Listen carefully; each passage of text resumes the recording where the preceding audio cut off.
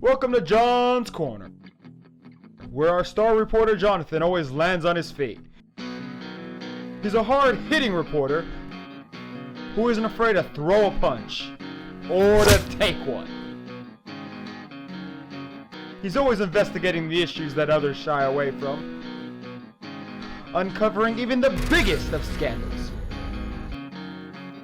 while learning every secret he can. Here on John's Corner. What's up, Blue Nation? It's your boy Jonathan, and welcome back to John's Corner. That's right, it's my corner. You get the hell out of. No, I'm just like, how y'all doing? Alright, so I just want to talk about pop culture stuff. First and foremost, I just saw The Jungle Cruise, The Rock's new movie. I loved it. It was very much like the dynamic between the characters, straight out of Brendan Fraser's Mummy. Like, the exact same kind of setup, man. I loved it because I love that movie. I love the Mummy. So the way the three main characters interacted with each other, very much the same setup, the same dynamic. I loved it. And then the plot was very much like Pirates of the Caribbean. So much so, in fact, that when I got home, I started binge watching the Pirates movies again because it really gave you that feel. And there was definitely some Indiana Jones thrown in there too, but very much the Mummy and Pirates of the Caribbean.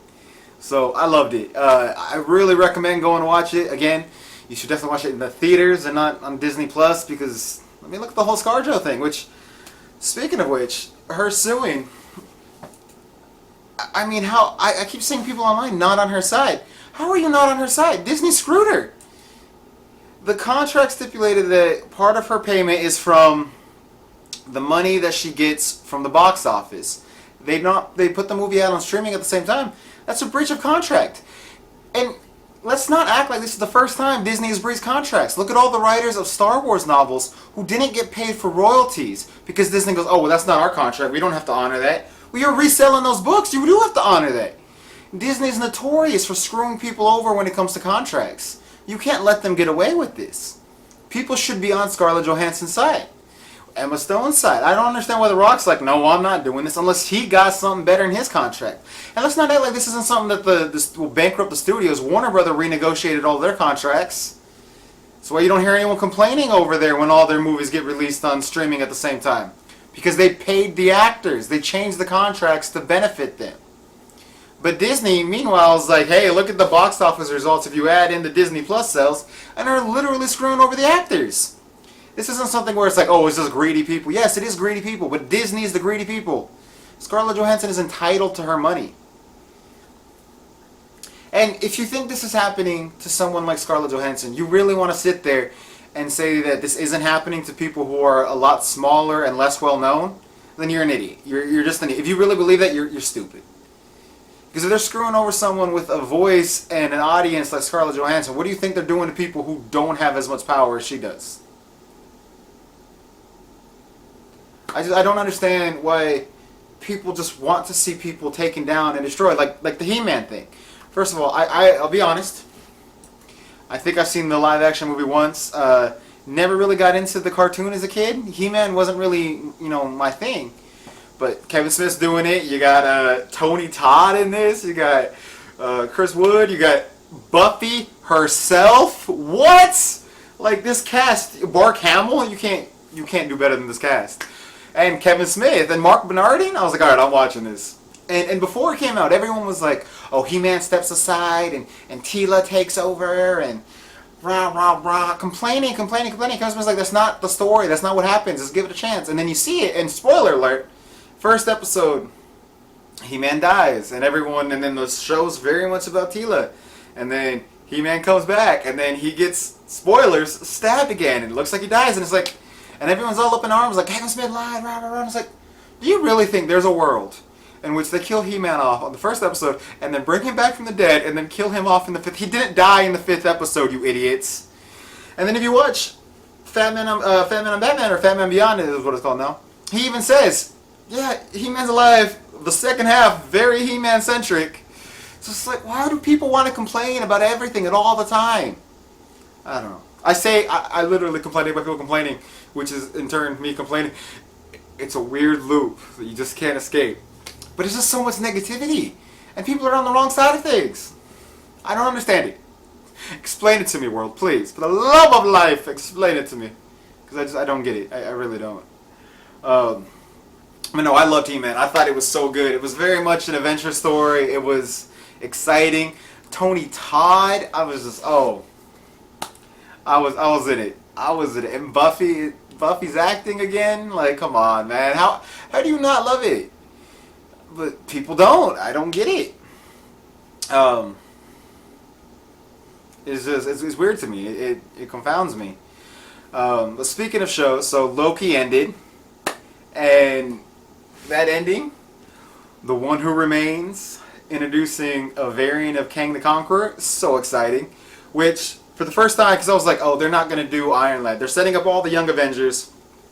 There's no way they're going to do Iron Lad. But now it's like, oh, you know what? If Kang is the main villain in this next season, and you're setting up that there's going to be different variants of him already, of course they're going to bring in Iron Lad. So, I mean, come on. Now I'm even more excited. You gotta love the fact that the first 3 phases were all about the Avengers, and then we're moving into phase 4. We're now in phase 4, and they're setting up the Young Avengers and the Dark Avengers. I mean, isn't that kind of awesome? To me, that's like legitly awesome. Like, I get excited even thinking about it. I don't know. That's just me, and I can't wait. The post-credit scene in Black Widow, setting up that her sister is now going to be going after Hawkeye because she blames him for her death. That's exciting. That's an exciting element added to the show. And the fact that Marvel's finally doing what they promised us with Agents of S.H.I.E.L.D., where the shows and movies are combining and interconnected, and I don't give a damn what anyone says, Agents of S.H.I.E.L.D. is still canon, as proven by the fact that it ties in with Agent Carter, and they brought the actor who plays Jarvis in Agent Carter into Endgame, so it's canon. But nah, it's exciting, man. I love that they're all tying in together and they're all connecting. You know, like it's just fun. It's just fun. And then over on the DC side, we're about James Gunn's Suicide Squad's about to drop this week, and then next week we get Stargirl and Titans. Like, I miss DC Universe. Like, the shows that were on there were so great. And yes, now I know Stargirl is going to be on, I think, the CW, and Titans is on HBO, but just the nerdy, gritty content that the DC Universe app was putting out there. I'm glad these shows survived the app. And I think the app's still around. I canceled, but I think it's like comics now but I like physical comics. So, yeah, I don't subscribe to the Marvel one either. But, I love that the shows survived, because the shows were good. They weren't good, they were great.